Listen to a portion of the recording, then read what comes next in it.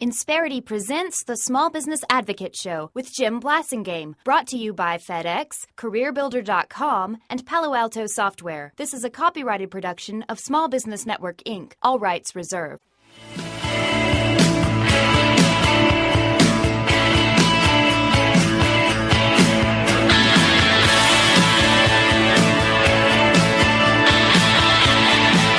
So Dan Fogelberg bringing us back 7 till. I'm Jim Blasingame. That's the late, great Dan Fogelberg. Thanks for staying with me. My pleasure, as always. Having a great visit with our good friend Debbie Meyer. Debbie is the co-founder and the co-CEO of Housewares America. You see her on, remind me which shopping network, HSN? HSN. Yeah. But you can find me all the time at debbiemeyer.com. All right, so check that out, folks. And all her good products and more to come, I'm sure.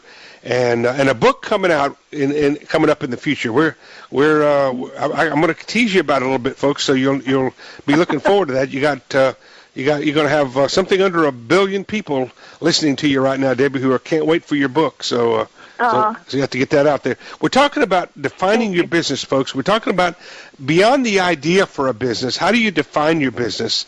And in the first segment, we talked about the fact that you better get defined pretty well because your cash flow is going to require it. And then in this segment, let's talk a little bit more about the idea of your business. The way we defined it in the last segment. Let's continue that a little bit, Debbie. Well, when I talk to people about their businesses, and they call me and ask me questions, I'm always trying to pick out, because people are not very articulate sometimes about what exactly they see their problems are. They know what they think they know what their strengths are, and they start talking about what they've done and what they haven't done and why doesn't this work and why doesn't that work. And I kind of break it down into some very particular bullet points almost, and because most people they know what they want to achieve, and they know what their idea is, or they know what their product already is. And they are not accelerating that idea or product or whatever it is they're trying to sell. You have to get the most out of every single opportunity that presents itself or that you create for the opportunity. And unless you're moving the game piece forward all the time, lateral is okay sometimes because that happens. But you can't be going backwards. So you have to do a whole lot of influencing the market. You have to influence people to think that they want what you have. How do you talk to us about how you would do that? What are some ideas that you have that when you talk about influencing, we all know what that means, but we might not know what that looks like when you apply it to a business strategy. When you're applying it to the business strategy, you're actually asking. To define it, you're actually asking people to part with money. Right. Why should they part with money and give it to you?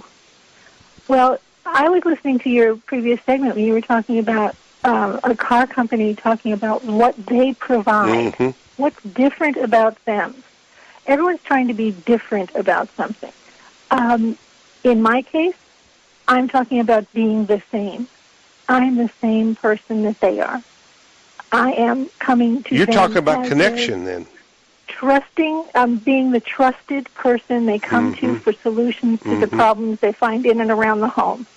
That's, so you have to define what influence you want to have. Do you want this is what's important, especially for small business owners, Debbie, because we very likely aren't in a position to overwhelm them with product or anything else.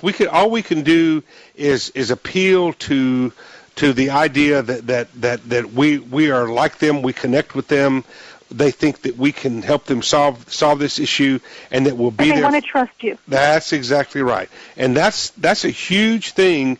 And you're exactly right, Debbie. This is a huge thing that small business owners are better at than anybody in the world, but we're the worst at sometimes in telling that story. Mm-hmm. And you know what you said? You said you have to define yourself because cash flow is going to depend on it. Well, lots of parts of that cash is going to depend on it, because if you want to go get financing, you're going to have to tell your story, and you're going to have to tell a banker, a financier, somebody. You're going to have to tell them what. And when they say, "Oh, well, what is it you do, and how is it going to pay off?" Right.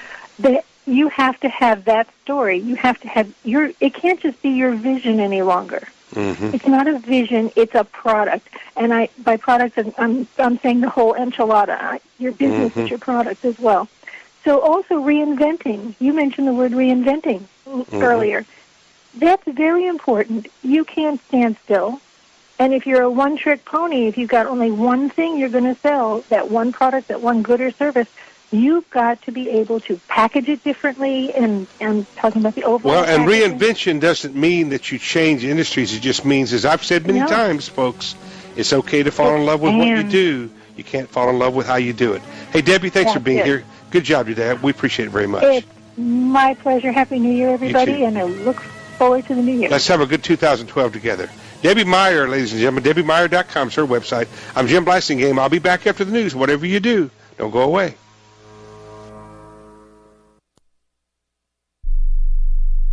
Insperity presents the Small Business Advocate Show with Jim Blasingame, brought to you by FedEx, CareerBuilder.com, and Palo Alto Software. This is a copyrighted production of Small Business Network, Inc., intended for the private use of our audience. Except as otherwise provided by copyright law, all other copying, redistribution, or publication without prior written consent is prohibited. All rights reserved.